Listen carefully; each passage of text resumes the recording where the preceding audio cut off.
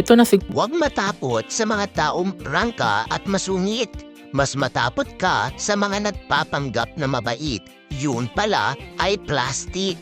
May mga taong akala mo masama ang ugali dahil lagi nakasigaw, mahilig manita at masungit. Kung minsan, yung taong ganyan, yun pa ang may mabuting kalooban. Kesa sa mga taong animo ang hair kung kumilos, pero ang totoo, sila pala ang may masamang ugali.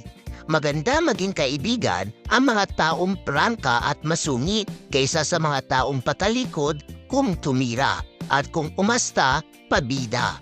Lahat tayo may bad attitude pero hindi ibig sabihin nun masama ka ng tao.